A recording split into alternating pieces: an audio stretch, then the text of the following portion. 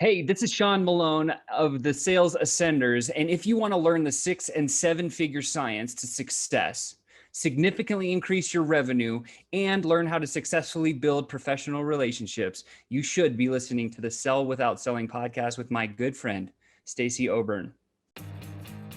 If you're ready to get out of your own way to follow the 7-figure science of success, then welcome to Sell Without Selling. Tune in with renowned international speaker Stacey Oburn as she shows you how mastering relationships, achieving the proper mindset, and attaining the necessary motivation will catapult you away from failure and onto your journey to greatness.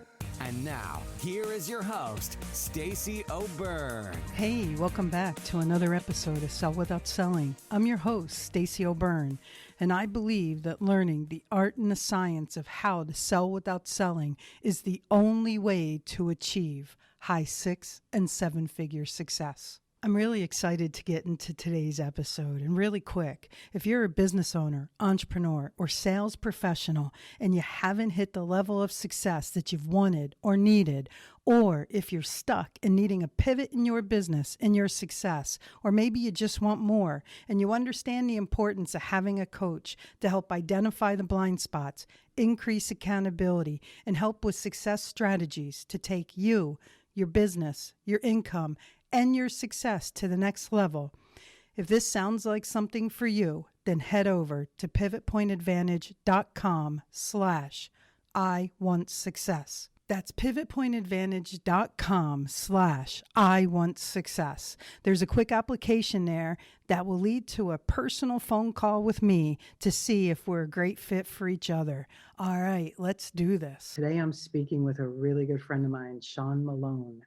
Sean is a serial entrepreneur. He has owned 5 different businesses. I'm sure we're going to talk a lot about that today because we have that in common. And I'm sure he means by serial entrepreneur that he does not eat cereal. His strengths come from nearly 2 decades of studying communication, business, and professional sales, as well as tireless hard work.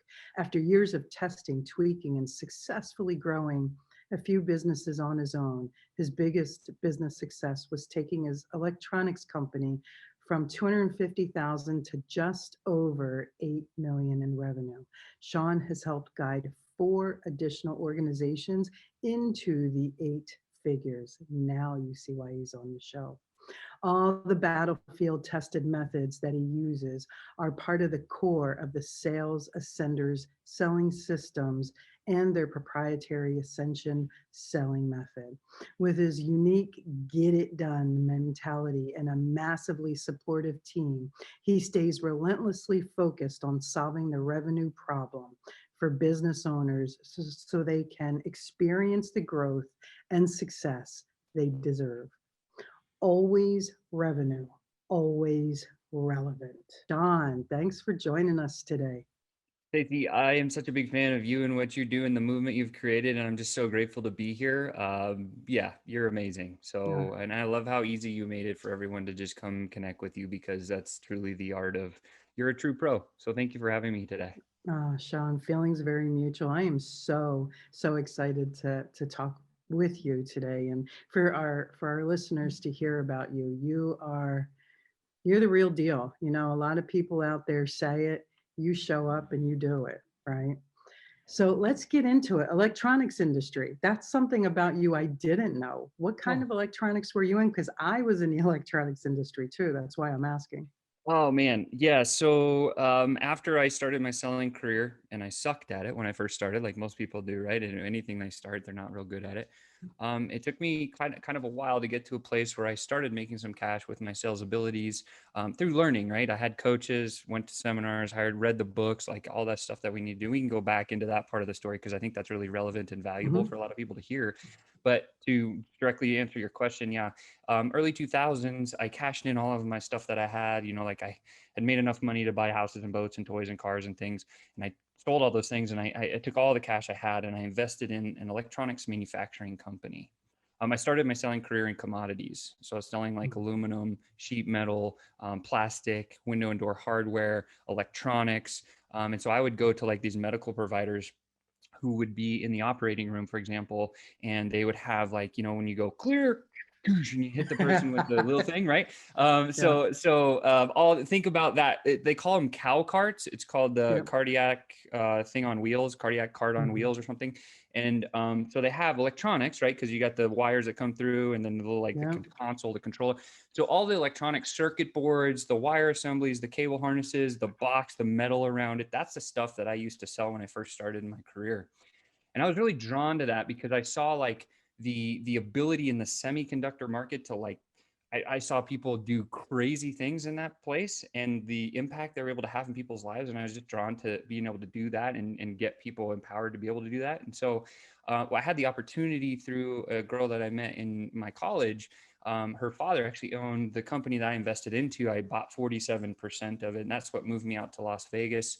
And that was the start of it. So we made business to government specifically. So clients like Lockheed Martin, Martin Marietta, like Boeing, TRW Lucas, Raytheon. Those were a lot of my clients that I had when I first got into that business. And that's where I really cut my teeth into the really high ticket stuff like $1 million contracts, multi-year levels, et cetera, et cetera, et cetera. So that's, You and I have more in common than we ever realized. So I played both ends of the spectrum. I started out as a materials manager, purchasing manager, and production control supervisor for a contract manufacturer in the electronics industry.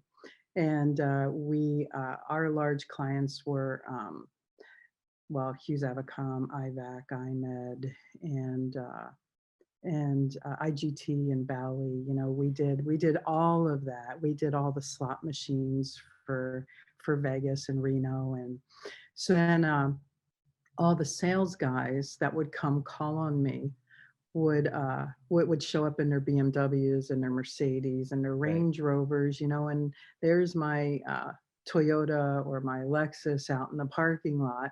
And I'd be like, oh, I think I'm on the wrong side of this equation. So I used to go out to lunch with them and you know, just kind of start picking their brain and poking at them. And I realized I was on the wrong side. Because they were always telling me what I wanted to hear, not what I needed to hear. And I literally left the company. I left a very comfortable 6-figure income in my early mid-20s and picked up the phone, walked into one of the distributors that I used to buy from and said, I want to be your salesperson. They looked at me and they said, you don't sell? And I go, yes, I do. How do you think I get such great pricing from you?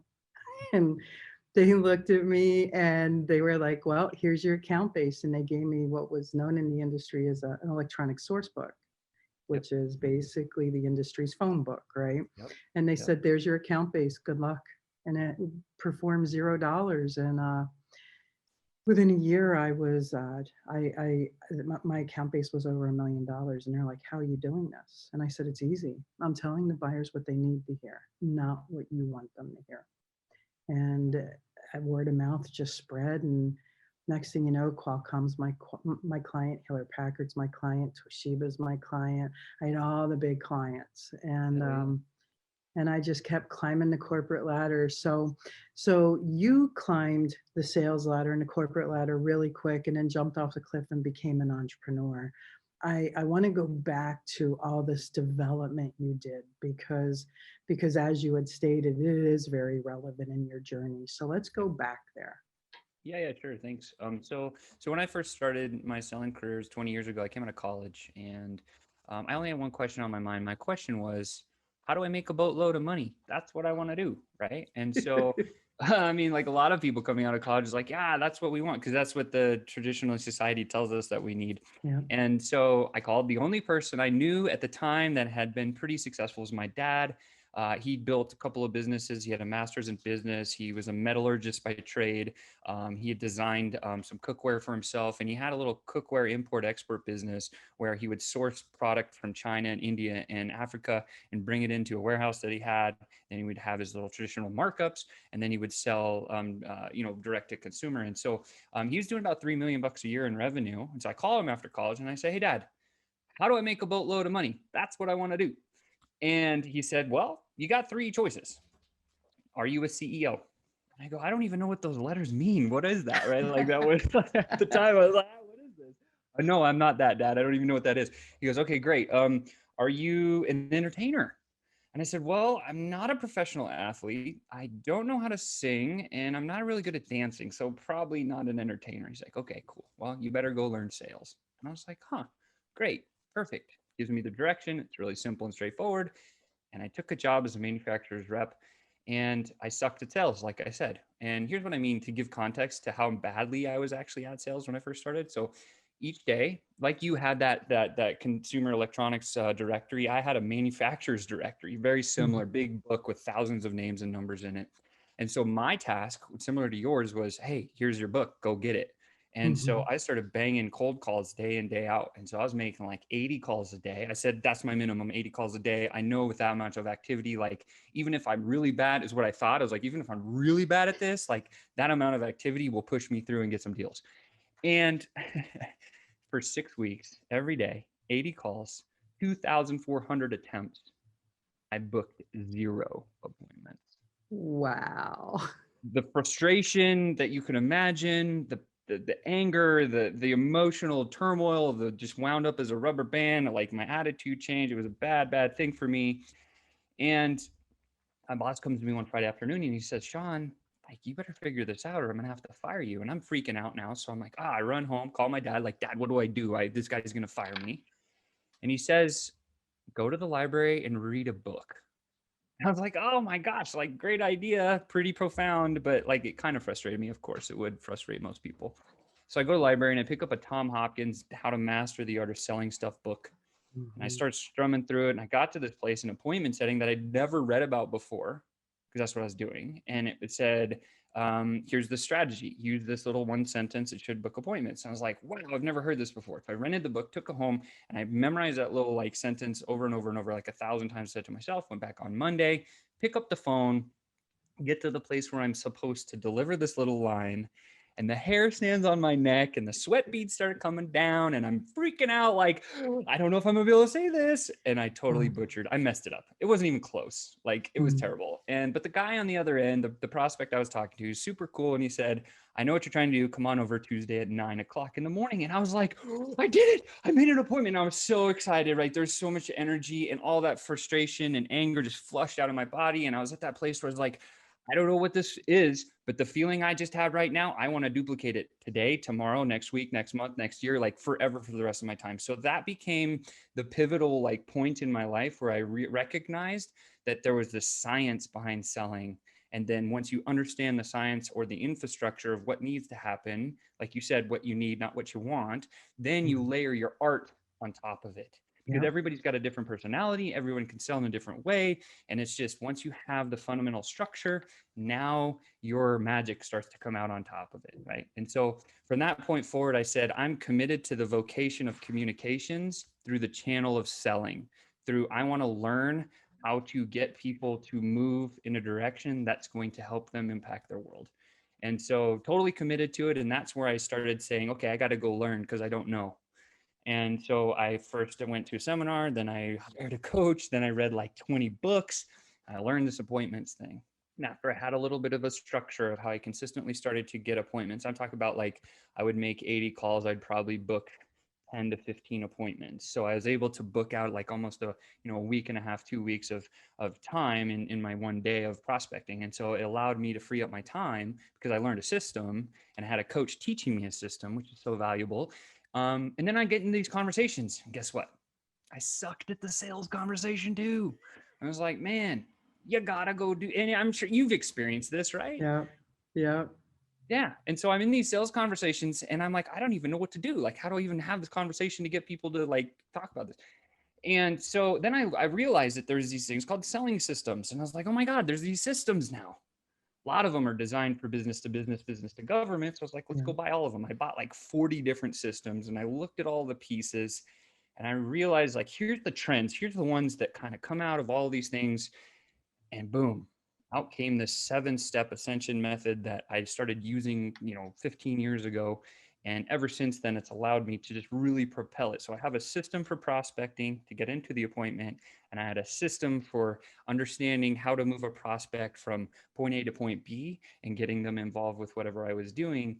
But the key is I was able to identify where the prospect was in my selling system. So if anybody came into my team or on my program, they could see, oh, this prospect is in this step. This is the one problem they have. We can solve it. They do have the budget. We understand how they buy. Now we can close the deal. And somewhere in there was always, that's where they're at. And then if we knew that's where they're at, then we just knew how to kind of advance. And so that's where I started to learn, like, actually how to make it work. You know what I really like about what you just said was you went out and you invested in yourself, you invested in your success, you invested in your growth, and you got a diversity of perspectives so that you could find what was congruent and authentic to you. And then you took a little bit of this, a little bit of that, as well as direction from a coach. And I love how coachable you allow yourself to be, because that in itself is a choice. There are people out there that claim they're coachable and then don't follow through. So you're taking a little bit of this system, a little bit of this system, you're applying it to self, you're working with a coach. And something that you said when you first started laying all that out was there's so many different personalities out there. It is so important, no matter what you're studying, to remember every situation has a different perspective. The perspective of the trainer, the perspective of your prospective client, which changes every time your prospective client changes, your perspective, which can possibly change with the state and the environment you're in, and then the skill sets and the mindsets that you're bringing to it.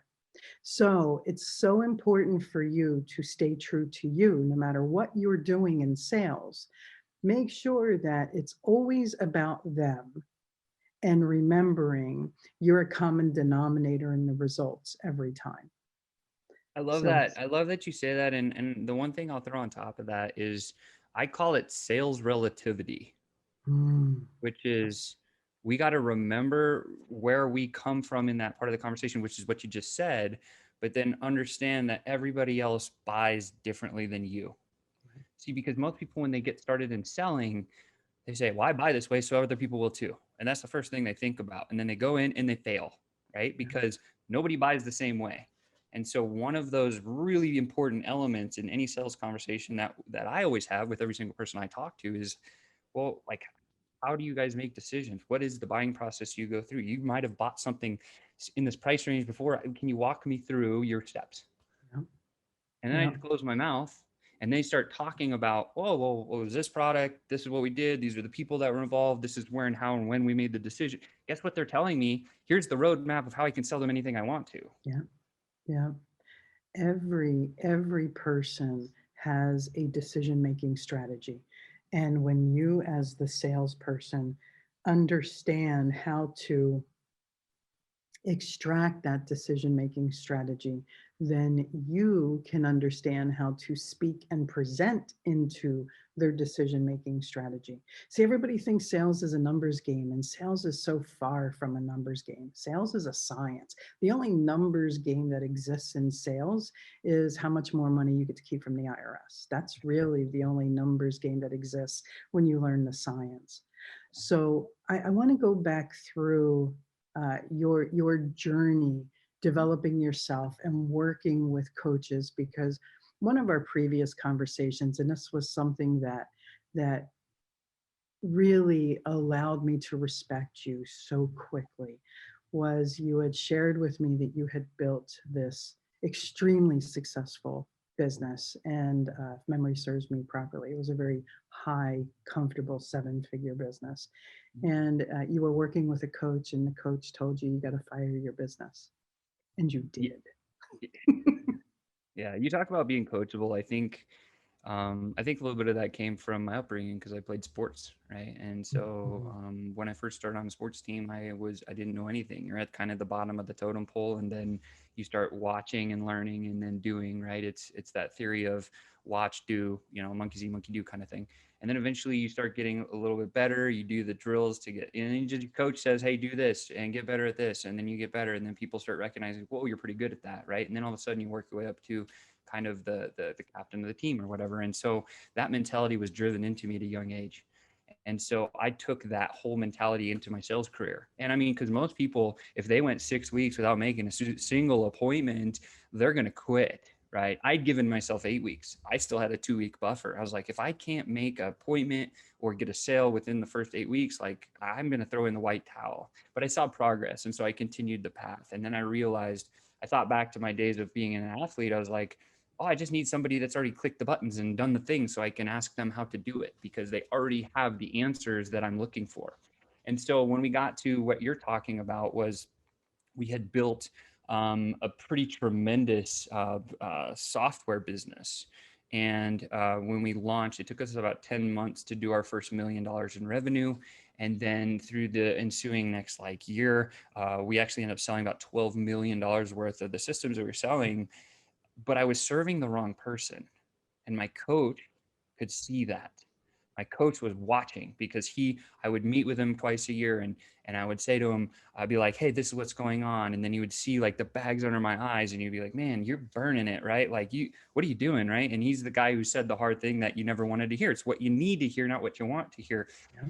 And so he came to me and he said, Sean, I've been in this place for 5 years before, like before he was where he's at now. Previously, he'd gone through a journey that took 5 years, and I was about 2 years into my journey of the same just turmoil and just burnout and working 20 plus hours a day. And because I loved what I was doing, but I didn't really love what I was doing because I was serving the wrong person. And so he saw that. He saw right through me. And he said to me, he said, I'm going to be the hard coach that says the tough thing that you don't want to hear. You're miserable because your lifestyle is not where it needs to be right now. You might be making all this money, but you're running this little software company and you're this little micro influencer, and you're working 20 hours a day. But let's look at your diet. Open your calendar. How much? What he said to me was so profound. He said, and I'll challenge anyone listening to this right now to do this. What's the most important thing in your life? And you're going to give an answer, whatever the answer is. For me, it's my wife. Mm-hmm. And so I told my coach, hey, it's my wife. And he says to me, okay, prove it. Open your calendar. And I was like, whoa. And I opened my calendar, and there wasn't one spot where I had dedicated to my wife. Wow. And that moment was so eye-opening for me, because I said to myself, damn, like I better put at that day a non-negotiable date night, Saturday night, every single time. Tuesday nights, we do Taco Tuesdays every single Tuesday. And then I started building in the most important thing in my world to me was my wife. So I put it on my calendar, and I learned that. And I was like, oh, that's really, really profound. But same thing, my coach says to me, you need to kill your baby. Meanwhile, I'm sitting there like, how do you kill a company doing multiple sevens? Yep. And I didn't know what to do. And so we just started like talking to people that had exited software companies, and we started learning and looking for other people like a coach or a sister guide us down that path. It took us a year. We ended up selling the software company to a competitor. And then we were kind of stuck. And so I had another coach who was like my business systems infrastructure coach. And we went to him and we're like, well, this coach, our marketing coach over here, said, sell the business. We don't know what to do now. And he said to us, well, what are you good at? And I thought for a minute, and I said, I'm pretty good at sales. He says to me, guess what? All these online entrepreneurs, they kind of suck at sales. Yeah. You should go talk to them. And that led us down this path of leaving what we were doing with the other software company and moving into a place that was kind of our power zone, or kind of a place where we flourished, kind of the place where I'd had years, 2 decades of experience in this place. And so we just started interviewing people who we thought would be a great fit to solve the sales problem. And so we found like 40 or 50 of these companies. We spoke with all of them before we even did anything. By the end of that conversation series, 5 of those people had raised their hand saying, we're going to work together. I don't know how or what or when. And so that was the birth of our high ticket sales agency. And to this day, we just love helping people in sales. Yeah. Nice, nice. So for those of you who are listening to this right now, I would invite you to take Sean's challenge, open up your calendar after you ask yourself, what's the most important thing to me right now? And then see if you have space allocated to it. Because I'll share with you, we have date night every Friday night. That's our, from 5 o'clock on, it's we sit down, we have a cocktail together, We have an appetizer, we talk about our day, our week, and then we just roll into this really nice dinner at home. We keep it at home so that we can be safe and quiet and just us, because we don't get a lot of just us time. It's very important for that most important thing to you to be a big rock in your calendar, and it be the very first thing you schedule for your annual schedule, your quarterly schedule, your monthly schedule, your weekly schedule, and your daily schedule. It's a big rock. It has to be. Yeah. And then I want you to also look in the mirror and ask yourself, could I kill my baby? Metaphorically speaking, not Right. literally. Right. Yeah. I Don't mean, kill babies really, but no, yeah. no. However, 7 and 8 figure businesses, what it takes to build that, for those of you who have never built that, it's an insane amount of dedication, focus, fortitude, stickability, passion, tenacity, to be able to just say, okay, and then walk away from it. Sell it, of course, make a healthy little profit. How many of you can really do that? Because that requires a whole nother level of mindset, trust in self, trust in others, sensory acuity, belief systems, value level systems. So I want to touch on something that I don't know if they picked up or not. Uh, we're a lot alike in this area too. You have multiple coaches, Mhm. because I heard you say, oh, my coach in this area, oh, my coach in this area. I have a coach for every area of life and every area of business. And, because I live by a rule of thumb that a mentor of mine told me early on in my professional career, and that was Jim Rohn. I was at a VIP event. Well, I had a VIP ticket at one of his events. And I was sitting in the front row, and he had us do an exercise to where we had to write down what we were making that year, then figure out what 30% of it was. And then he invited us to invest that number into ourselves and make sure that we invest 30% back into ourselves every year. So I've done that over and over and over again. And, now I have a couple 7-figure businesses and several 6-figure businesses. And in a COVID time period where you have to stay at home, investing 30% of that kind of number is a little harder, because you can't absorb it with travel expenses and stuff, right? Yeah. and Yeah. and I have probably for almost a decade, give or take, I have had at a minimum 5 coaches, at a minimum. Right now I have 8, and it's phenomenal because it holds me really accountable. Yeah. I first of all, the fact that Jim Rome was one of your coaches just blows me. That floors me. I think that's the most amazing thing ever. Because that dude is a legend, right? As we all know, Yeah. which makes you on a legendary path, which is epic. And so, yes, if you're not listening to Stacy, listen to Stacy more. That's the first advice that I would give anyone listening to this. But yes, I think what you said is really relevant. The specialty coaches, because most people say, "Oh, I need to go get a." I'll use the word therapist because that's, like, Right. let's move out of coaching for a second. Let's go into therapy. So like, Mm. oh, I need a therapist. Okay, cool. What do you need a therapist for? 99% of the people don't have an answer for that. Yeah. Now, if we come back into the coaching space, people are trying to build a business, for example. They're like, hey, oh, I need a coach to help me build a business. Okay, what part of your business?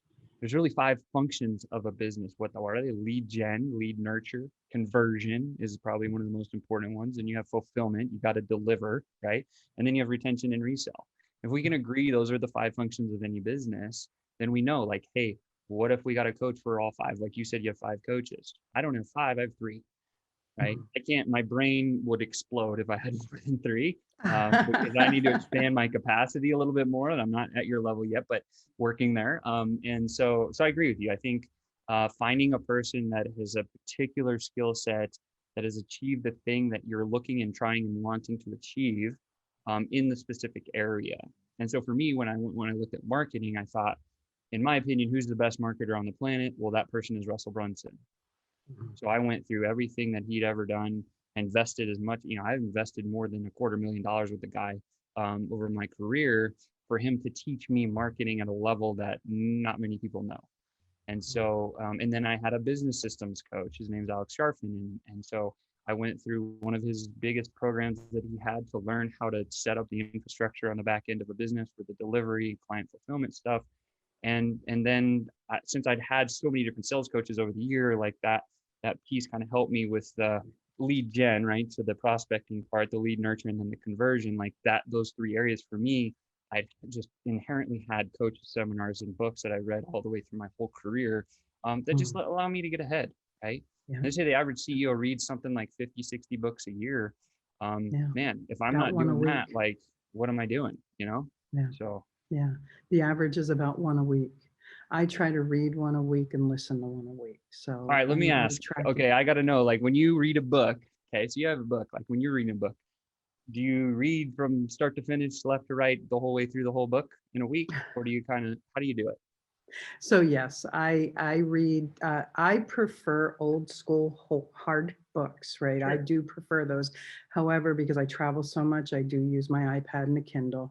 I do go from cover to cover, front to back, and if I get to a section that I'm finding myself tracking off, I will skim it. I won't read it word for word. If I get into a section, however, in my Kindle, I will highlight it, and I'll tell you why in a minute. And then if I get into a section that really interests me, I will read it word for word. Now, when I get to the end of the cover, anything I've highlighted in my Kindle, I go back to, because there's a reason why I ignored it. There's a reason why I was tracking off. My unconscious mind or my conscious mind, whichever, didn't want to learn whatever it was there. And I wasn't allowing myself the space to focus. So I hold myself accountable to go back and read word for word what I highlighted. And every time there's something there that slaps me. I just know that if I force myself to do it, then I won't. I will continue to track off. I'll continue to space out. And if I stop reading, then I will also avoid going back to that book. Your comprehension level must be through the roof when you do that practice. But my question is like, did you study speed reading, or how did you get to the place where you can actually consume a book a week? That's crazy. So I allow myself, well, for one, I belong to the 5 a.m. club before it was fashionable. I'm going to lovingly say that. Being prior army, having military grained into me. You know, the military was only ever mandated to give us 4 hours sleep in a 24-hour period, and it never had to be consecutive. So I really need about 6 hours sleep, you know, between 6 and 7. It really depends on what my schedule is. So I have a morning, I used to call it a morning routine. However, a friend of mine corrected me and said routines are boring. Let's allow it to be a morning ritual. So I have a morning ritual to where when I wake up, I meditate, and, you know, I acknowledge all my parts. I stretch, you know, and then I will sit down and I'll read. And it's typically about a half hour. Sometimes I'll do about 45 minutes. It depends on how long my meditation takes and how long my stretching takes. And just by doing that on a daily basis, and then before I go to bed, I read another half hour ish to 45 minutes, depending. So I get about an hour to 90 minutes in a day in reading. And then listening. That's outstanding. How often do you take a concept from something you read in the day and then apply it into your business? Oh, it's a rule for me. It is a rule. For one, all I read is personal and professional development. That's all I read. You know, I used to like the Patricia Cornwells and stuff like that, and I still do enjoy them. However, for me, I love growing. I love evolving, and my rule of thumb is, how can I apply one thing I learned today? That's my rule of thumb, because I believe in the learn, do, teach model. The more you learn, the more you can do. The more you do, the more you can show people. The more you show people, the more you learn it. And it's just this evolutionary cycle. That's so fascinating, because learn, do, teach. I think of mind work, skill work, network. Mhm. So it's very similar. Oh, that's awesome. Okay, yeah, sorry. So, Just so mind blown right now. Okay, I keep going. do want to go back and touch something though. Sure. Okay. I don't have 8 coaches all in my business. I look for work-life harmony. See, I don't believe in work-life balance because your unconscious mind, if something isn't one, if something isn't 50-50, it looks at it as an imbalance. So Right. if you were like 51% work and 49% personal, your unconscious mind would view that as an imbalance and it wouldn't be satisfied. Mm, So for me, I look for work-life harmony. So I have a coach. So I have a personal trainer. I have a life coach. I have a nutritionist coach. I have a spiritual coach. I have a business coach. Let's see, that's one, two, that's three, four. four, right? Yep. Yep. So I have my mindset coach. That's 5. I've got my NLP coach, my business coach, and just recently, and our listeners know this. I hired Jay Abrahams the latter part of 2020. I figured if he can coach Tony Robbins, then I should have him as a coach too. So I took the leap and I hired him, and he's really stretched me, I think, further than any coach I've ever had. It's Really? been pretty awesome. Yeah, it's been Wow. pretty awesome. Wow. Wow. Wow. So yes, I'm a big fan of his. Mr. X book. I don't know if you ever read that one, but there's a. I have it somewhere. Right here. I have not, but I'm writing it down. I don't even know. They don't even publish this one, right? Like this one's Oh, not I'll even find published. it. You'll have to ask him. He'll be like, "Yo, how do I get that book?" But yeah, um, Nice, yeah. So that's a great book. nice. Yeah. So, so I really want to talk with you about what you're doing now, because what you're doing now is so immensely revolutionary. It's so needed. These online entrepreneurs, they're spraying and praying, they're showing up and throwing up, and the results are negligent. And unfortunately, they have convinced themselves that they're working. And Mm, reality is they've just joined the online version of the Entrepreneurial Witness Protection Program, and they're blowing themselves up in the wrong way. You can yep. blow yourself up in business in a good way, or you can blow yourself up in reputation in a bad way. So what it is you do, I know is beyond relevant. And I really want them to get an understanding of who you are and what you're doing now. Yeah, I think the easy way to look at it, I could riff with you on sales and every other topic all day long because you're just amazing to talk to and fun. Thank you again for the opportunity. I would say the best way to answer this is to simply look at what tools are available in the marketplace. Like we were looking at a tool because we understand that experts have proven, like yourself, like it takes building a relationship before somebody will have the know, like, and trust factor where you can bring the action threshold down and they'll make a decision to invest with you. So if that's fact and we can agree on that, then let's say there's 7 to 12 touch points that are necessary. Experts say 7 to 12 touch points before you can Mhm. actually do anything with anyone. Here's a statistic that most people don't know. 80% of deals are closed after the 12th touch. Yeah. Let me say that again. 80% of deals are closed after the 12th touch. So I Oh, challenge but you to go Sean, hold on. When do salespeople give up touching? typically between the third and the fifth Yeah. on So average. now go back and emphasize what you just said again. 80% of the 80% deals. are closed after the 12th touch. So Wow. look back and you can dissect your own sales abilities if you just look back and say, how much nurture was I doing? Most people Mhm. forget this whole nurture thing. I love Russell Brunson for so many different reasons.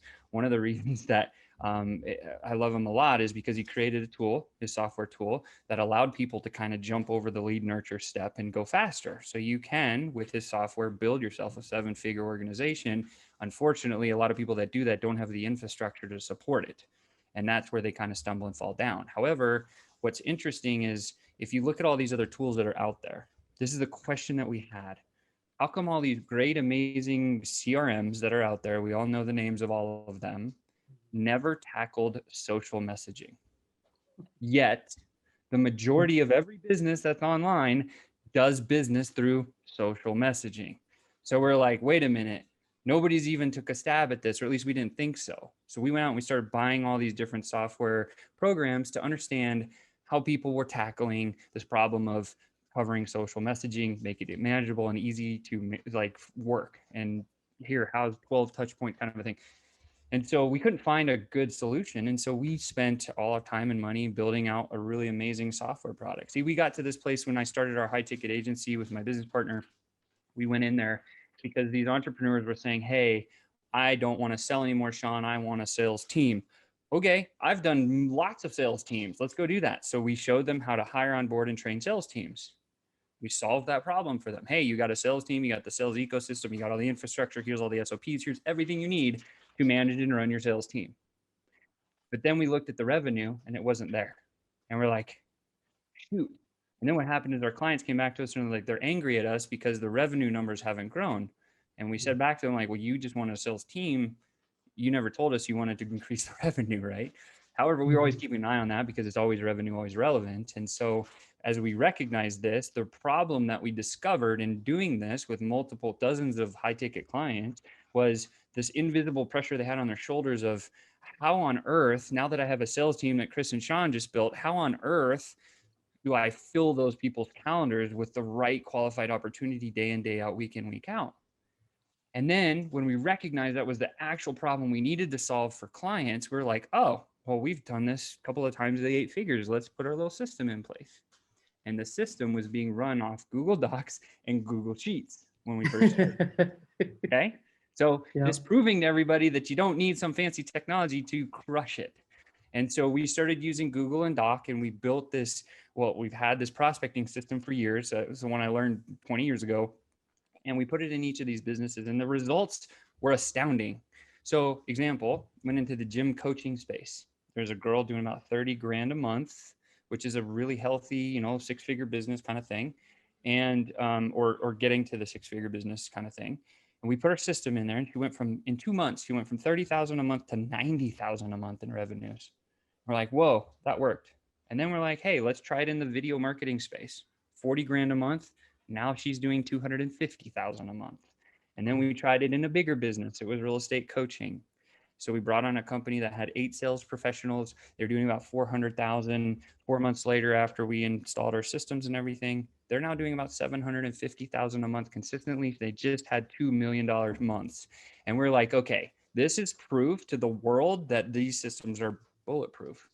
And so from there, we were like, the bigger problem that we were facing at that time was a model problem because we were doing done for you. We were installing it in businesses and we didn't know how to serve the scale at large. Enter new coach, right? Because we needed to figure out how do we sell one to few, done with you, or one to many, right? And so we went down this path of we hired a mastermind coach that taught us how to build masterminds because we've been hearing like, you listen to Tony Robbins and Dean Graziosi and Russell are doing the KBB program and they're running masterminds. And I'm hearing from all my other close friends that are saying mastermind model. So we hired a mastermind coach. We built a mastermind. And then we decided we were going to do this. After we had the infrastructure, we had nobody in it yet. We said, let's prove it to the world. No list, no group, just our system. Cold market. We went to the cold market and we put it in there and we wrote $100,000 in revenue in 7 weeks with it. And we said, boom, that's the start to our community. That's the start to our movement and our tribe.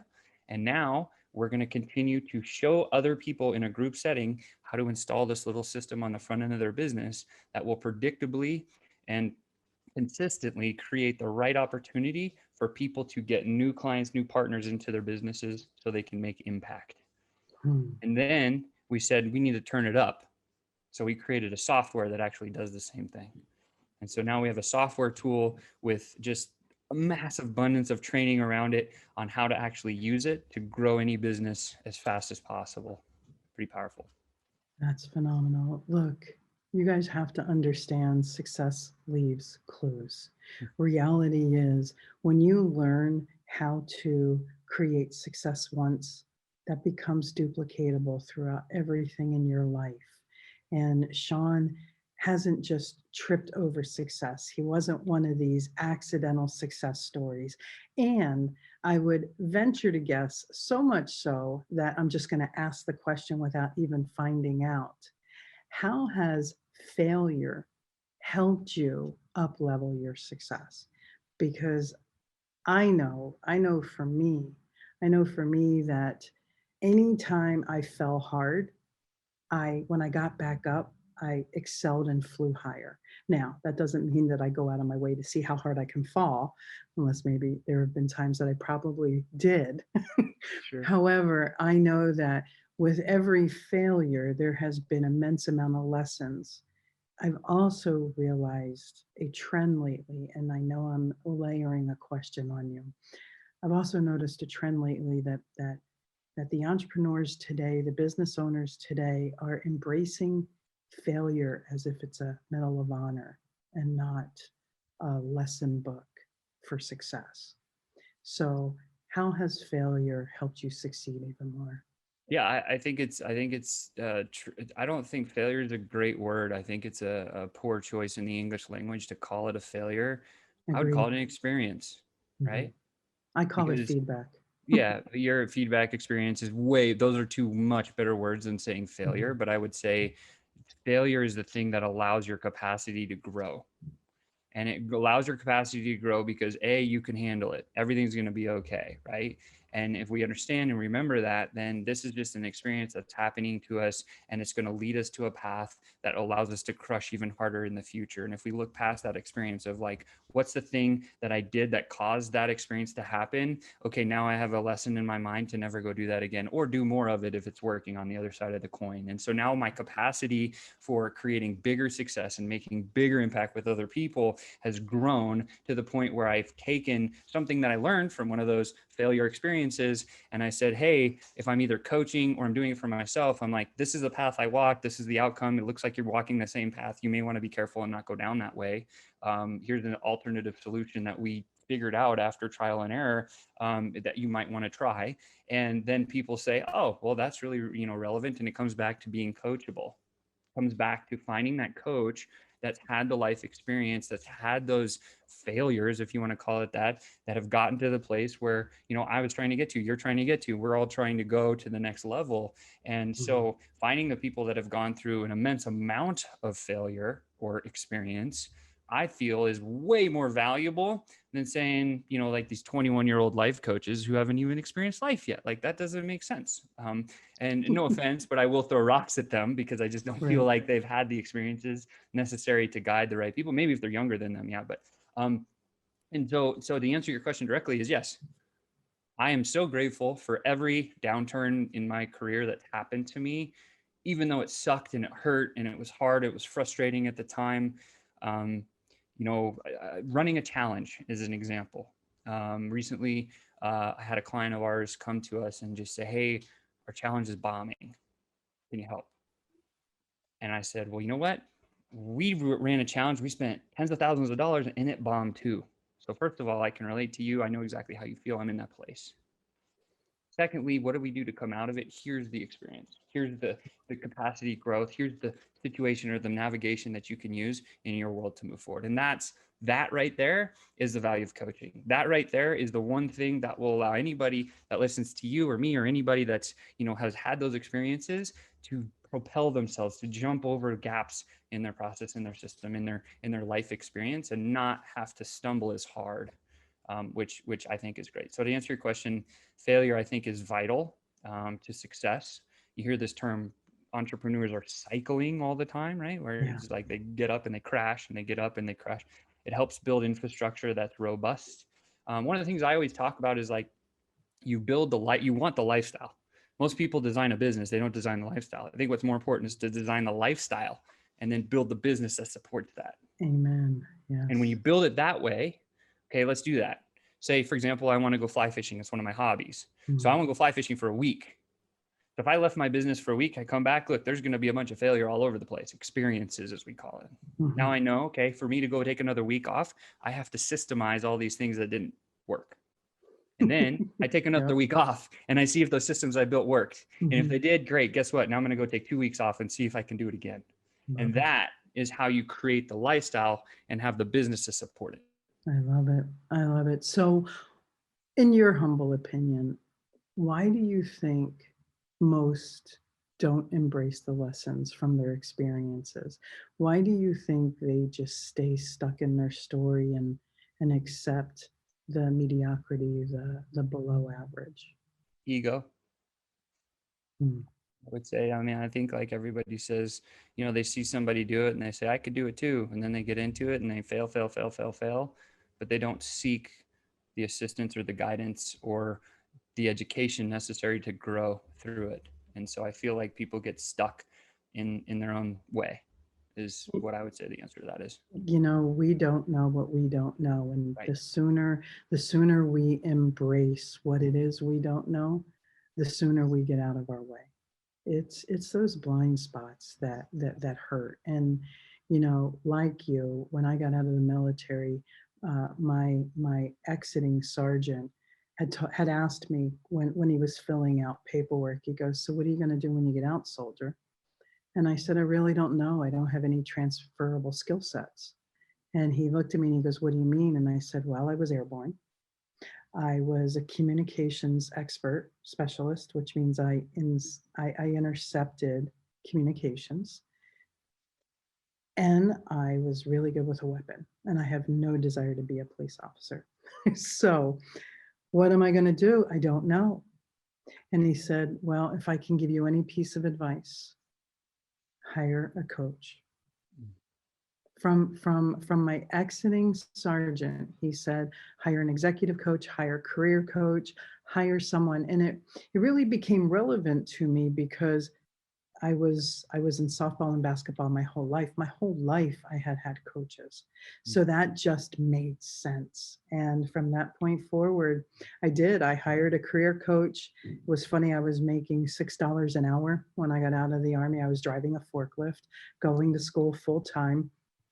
And my career coach moved me through that company from making $6 an hour to six figures within 12 months. Wow. Yeah, he paid for himself really quickly. He also invited me to insert myself into seminars.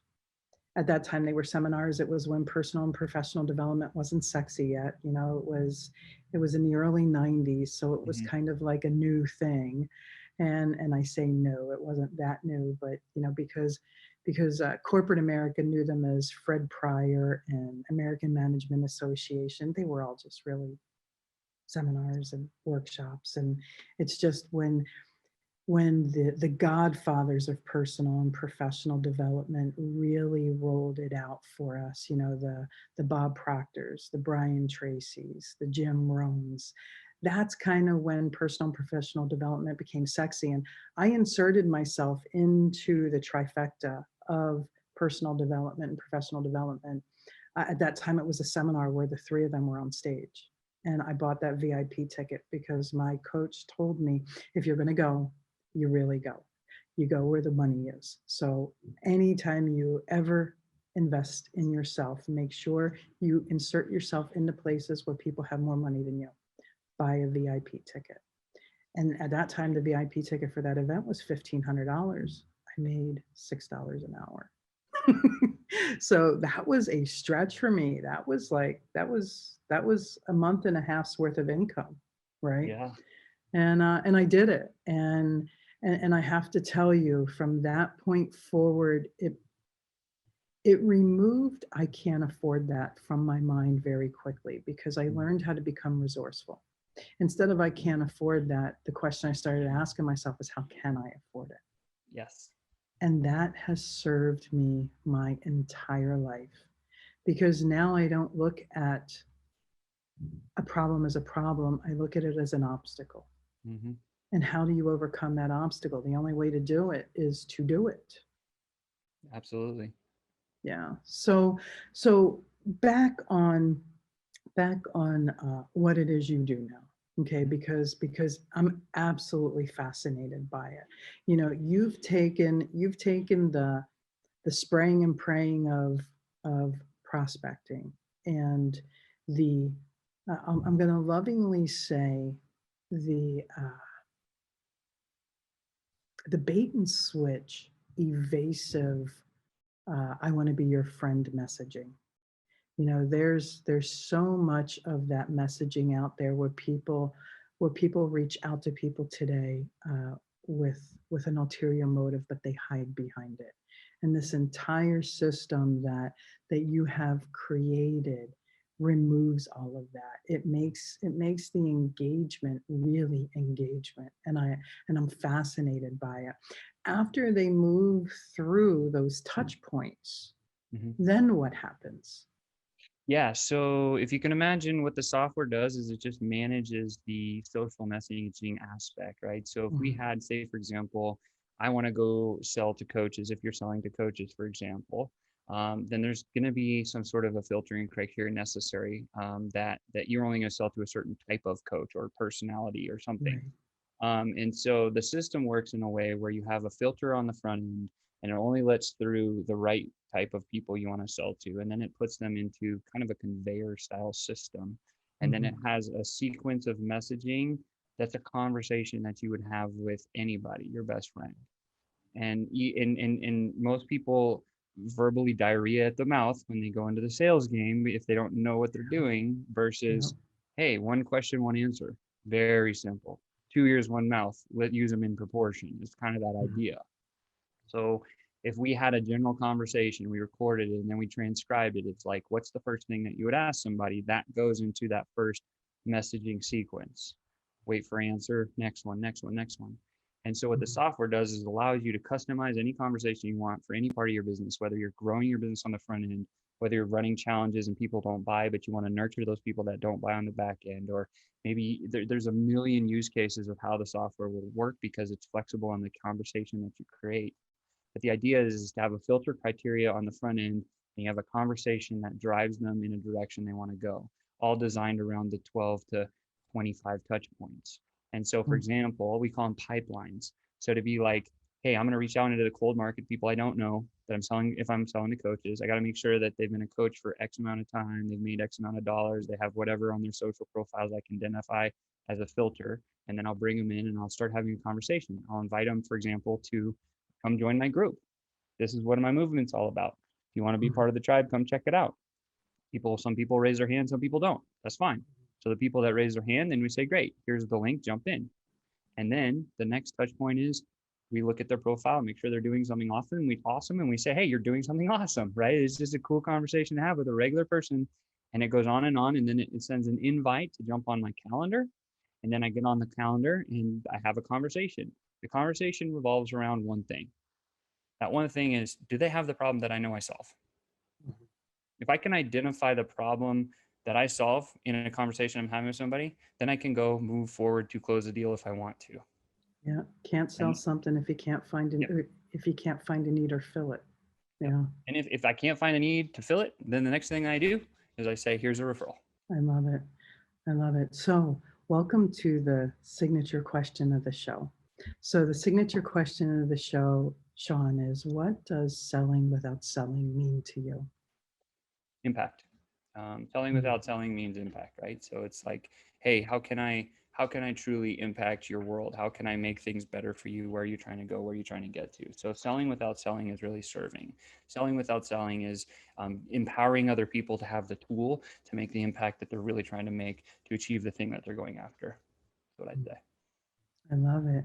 I love it. So, welcome to the random round. See, I believe that success leaves clues.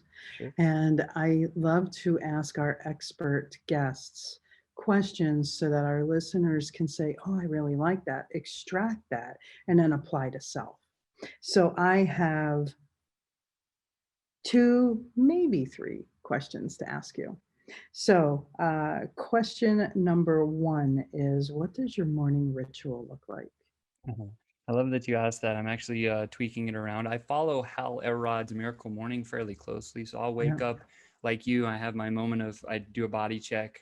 The next thing I do is I think about what was the best part of my day from the day before. And then I think about maybe one or two big accomplished things that big actions I can take today to feel good about myself. Usually never more than 5. I'll say, hey, if I can accomplish this, this, and this, then I'm good. Then I'll get up. I'll go and I work out. I skip rope. So I'll skip rope for 20, 30 minutes. And then I'll take a shower, come down, make my green juice for me and my wife. It's on my calendar to make sure that we're, fuel the body. And then from there, sometimes we'll go for a walk. Other times I'll open a book and read, or I digest some sort of a feel-good audio, sometimes the motivation, sometimes something I'm learning. And then from there, I start our day. I'll start my day in the business and I'll run through the rest of the day. And then I'll usually go for a secondary walk. I like to have a little bit of alone time too. So it's just good to be able to let your thoughts just come to you, right? So that's I love that. Thank you for sharing that. Sure. So my next question for you is, how do you prefer to consume personal and professional development? Do you like to read books, listen to books? Do you like to go to events? Do you like personal at home, at your own pace study? What do you like? I like all of it for different reasons. I like having a one-on-one coach because they'll get the fastest results for you every time. Usually the most biggest investment. Secondly, I really enjoy seminars and conventions simply for the networking aspect of it, not so much what I'm learning from that, but rather connecting with other people. I love connecting with people, so I like conventions and those types of things to learn about other people, what they're trying to do and what they're trying to achieve. And then at the home study thing where I'm doing learning from a YouTube or reading a book, I like those a lot because I can journal about how I will use that in my business. And so I do keep a journal of those types of things as well. So it depends on the type of learning that I want to do, right? So if I want to meet people, convention's a better thing. If I need to move forward and fast in my business, I'm going to go to my coach. If I'm just doing something that I want to deploy in my business, then I'm going to use the home education side. Love it. I too love a diversified approach. As a matter of fact, I put together a strategy for everything in my life. And look, I'm far from rigid.